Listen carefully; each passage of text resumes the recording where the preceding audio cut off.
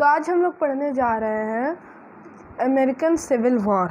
तो चलिए इस चैप्टर को स्टार्ट करते हैं। जो अमेरिकन सिविल वॉर था वो बहुत अच्छा लैंडमार्क बना था हिस्ट्री, मॉडर्न वर्ल्ड के हिस्ट्री में। ये जो नए नेशन के जो फाउंडर थे, यूएसए के जो फाउंडर, उन्होंने कहा था, उनका ये मानना था कि ये लड़ाई एक बहुत इम्पोर्टेंट लड़ाई की मान्यता होगी। लेकिन कुछ सेंचुरी के बाद अमेरिका के जो सिटीज़न थे वो अपने को कल्चरल एडवांटेज में ढालना भूल गए। तो उसी के कारण एक बहुत बड़ा वॉर हुआ, जो किसके बीच? अमेरिकन नॉर्दर्न स्टेट्स के बीच और अमेरिकन कॉन्फेडरेट यानी कि साउथर्न स्टेट के बीच। Background to the American civil war. After attending independence from British, जो न्यूली फॉर्म यूएसए का स्टेट था, उन्होंने ये रियलाइज़ किया कि जल्दी ही वो अपने आप को इकोनॉमिकली भी एक्सपेंड करेंगे। लेकिन ये बहुत ज़्यादा पीछे हो गए थे कॉलोनाइजेशन में और प्रोडक्टिविटी में, तो इन्हें लेबर की ज़रूरत थी। तो 19वीं सेंचुरी के मध्य तक नॉर्थर्न और साउथर्न स्टेट दोनों ये आगे मास प्रोडक्शन की तरफ बढ़ने लगे। इकोनॉमिक था नॉर्थ का, वो इंडस्ट्रियलाइजेशन और फैक्ट्री की तरफ घूमने जा रहा था। लेकिन साउथ अभी भी उसी प्लांटेशन इकोनॉमी पे ही डिपेंडेंट था पूरी तरीके से। प्लांटेशन इकोनॉमी पर ही पूरा का पूरा साउथ डिपेंडेंट था। प्लांटेशन इकोनॉमी में जो साउथर्न स्टेट थे ये चीप लेबर डिमांड किए थे। जो उनके स्लेव थे जो अफ्रीका कॉन्टिनेंट से लाए जाते थे, इनका एक स्लेव्स का इंस्टीट्यूशन था और स्लेव इनके दिनचर्या का बहुत बड़ा भाग बन चुका था। which along several other assisted factor culminated in the American Civil War। इसका जो मेन काउस था सिविल वॉर का, इसे बहुत बड़ा कॉन्फ्लिक्टिंग सोशल, कल्चरल और इकोनॉमिक आइडियल बताया गया था। Northern and southern state develop हुए थे, लेकिन नॉर्थ का था वो ज़्यादा प्रोग्रेसिव था, लिबरल और इकोनॉमिकली डेवलप भी हुआ था। साउथ था वो स्टैटिक और बैकवर्ड था, साउथ जो था वो अभी भी पीछे था। जो सिविल वॉर था वो स्ट्रगल फॉर पॉलिटिकल पावर भी माना जाता है between industrialised north and the federal south. Causes of the American Civil War। By the mid of the 19th century, slavery has been abolished through the British Empire। British empire मध्य 19वीं सदी तक British empire में slavery abolish कर दी गई और एक एंटी स्लेवरी मूवमेंट शुरू हुआ। इंडस्ट्रियलाइज्ड जो नॉर्थ था, जो डेवलप्ड नॉर्थ था, वो उन्होंने सोचा कि स्लेवरी को बंद कर दिया जाए, लेकिन साउथर्न इसके खिलाफ थे। साउथर्न अपने आप को पीछे जाने की सभ्यता दिखाते थे। हाउएवर स्लेवरी जो था उसे एक इंडिस्पेंसेबल और इकोनॉमिक नेसेसिटी बताया गया था।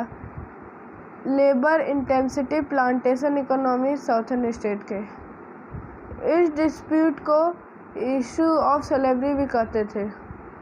इसके कारण अमेरिकन सिविल वॉर भी हुआ था। Harriet Beecher Stowe's uncle Tom cabin. Harriet Beecher Stowe's एक एंटी स्लेवरी फिक्शन था, अंकल टॉम केविन, जिसे एक बुक के नाम पे पब्लिश किया था 1852 में, जो बहुत पावरफुल बुक था, जो स्लेवरी के दुष्परिणाम को भगाता था। ये एंटी स्लेवरी रिएक्शन की ओर भी गया था। बहुत से अमेरिकन्स नॉर्थ के ये फेल्ट किए थे कि ये कॉन्फ्लिक्ट हुआ था साउथ में। John brown red. अब एक जॉन ब्राउन नाम का एक आदमी था, नेटिव था अमेरिका का, अपने 21 एकम्लिस के साथ रेड किया था स्लेव के खिलाफ। Appointment of Lincoln as the president of USA. जब लिंकन प्रेसिडेंट बने यूएसए के 1860 में, तब अब्राहम लिंकन नाम था उनका। ये स्लेवरी के अपने व्यूज़ के लिए माने जाते हैं। साउदर्न स्टेट जो थे, उन्होंने अब्राहम लिंकन इलेक्शन को माना कि अगर अब्राहम लिंकन इलेक्ट किए गए तो स्लेवरी इनके कारण अंत हो सकता है। साउदर्न स्टेट के जो स्लेव थे, ये अपना रिप्रेजेंटेशन नए गवर्नमेंट में भी खो रहे थे। सेक्सेशन ऑफ सदर्न स्टेट्स, मतलब अब वो चाहते थे कि अब जो सदर्न स्टेट है अब वो अलग हो जाए यूनाइटेड स्टेट्स ऑफ अमेरिका से।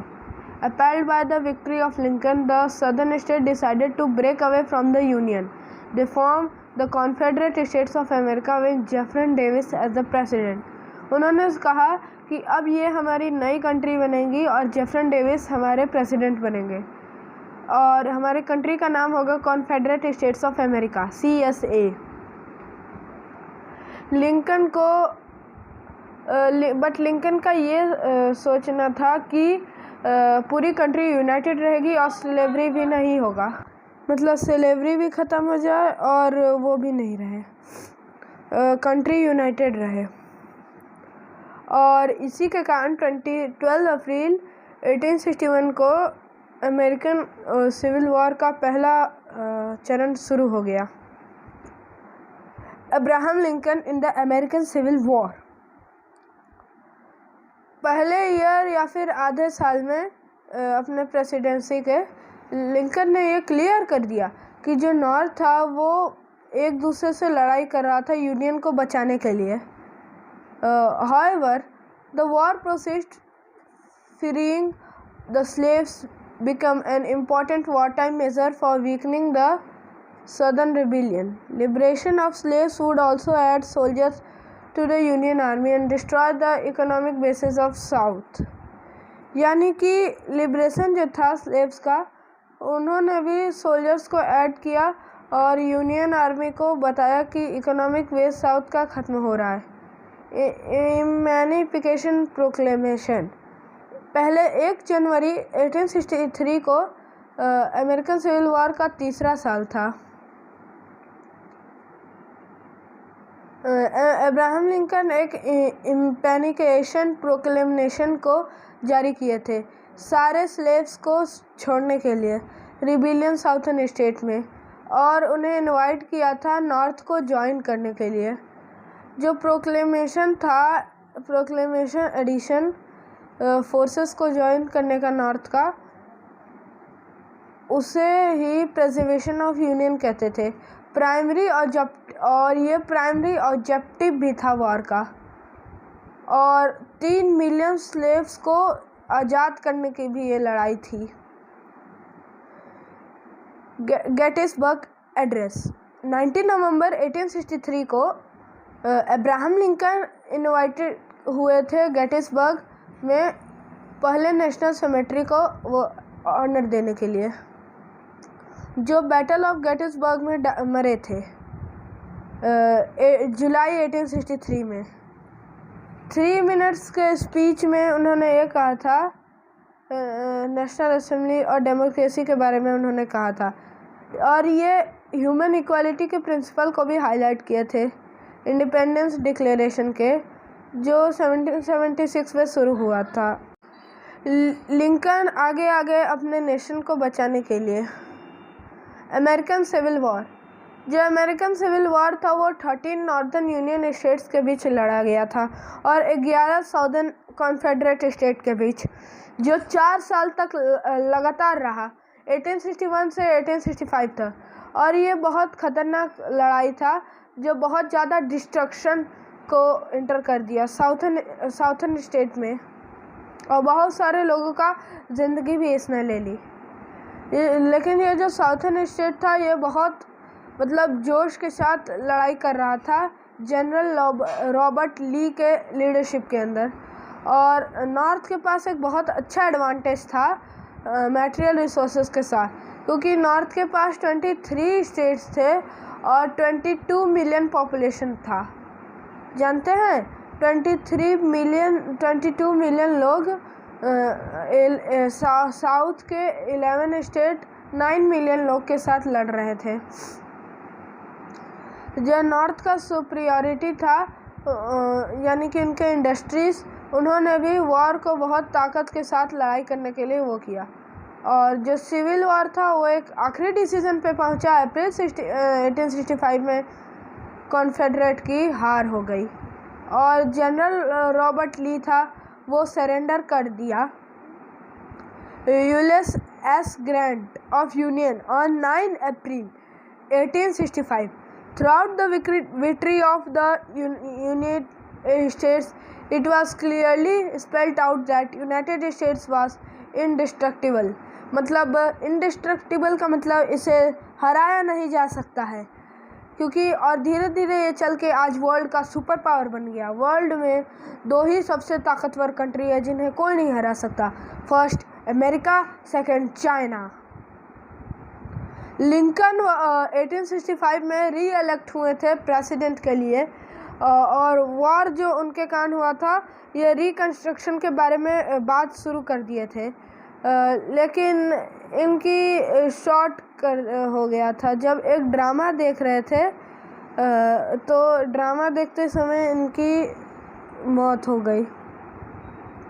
जॉन बुथ ने इन्हें मार डाला। जॉन वेल्किस बुथ लिंकन को गोली से मार दिए फोर्ड थिएटर वाशिंगटन में 14 अप्रैल 1865 में। Impact of the civil war, American union जो था वो बच गया था। साउथर्न स्टेट था, उन्हें अलग देश बनने का इजाज़त नहीं दिया गया और यूनियन जो था उसे डिक्लेयर कर दिया गया कि इसे हराया नहीं जा सकता। अगला बात, इम्पेनिकेशन ऑफ प्रोक्लेमेशन के वजह से बहुत सारा डिस्ट्रक्शन भी हुआ था और आखिर में स्लेवरी को अबॉलिश भी कर दिया था। और फिर पोस्ट सिविल वॉर था, ये रिकन्स्ट्रक्शन प्लान हुआ था अमेरिका को फिर से बनाने का। तो ये था आपका चैप्टर। ये बहुत बढ़िया चैप्टर था, इसे अच्छे से पढ़िएगा, याद कर लीजिएगा सब इम्पोर्टेंट पॉइंट जितने भी डेट बनाए। ठीक है, तब बाय बाय।